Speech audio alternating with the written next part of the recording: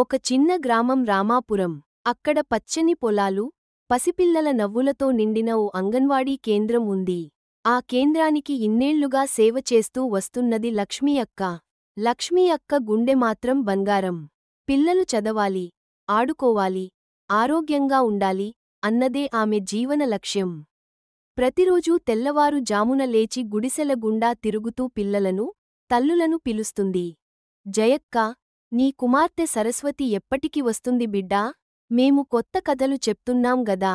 ఆ అంగన్వాడీ కేంద్రం పిల్లలకే కాదు, ఆ గ్రామానికే ఓ ఆలయం వలె మారింది. అక్కడ పాలు, ఉపాహారాలు మాత్రమే కాదు, ప్రేమ, గౌరవం, భవిష్యత్తు కూడా పెరుగుతుంటాయి.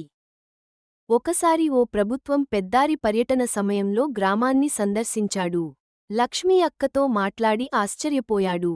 మీరు చదువు చెప్పిన పిల్లలందరూ అంతకు ముందెప్పుడూ స్కూల్ చూడనివాళ్లేనా? ఆమె నవ్వుతూ చెప్పింది. అవును సార్, కానీ వాళ్ల కళ్లలో కలలు చూపించడం నేర్చుకున్నాను. అక్కడ చదువుకున్న చిన్నారి నందిని, ఇప్పుడు జిల్లాకే పేరు తెచ్చే వైద్యురాలైంది. పత్రికలకి ఇంటర్వ్యూలో ఓ మాట చెబుతుంది.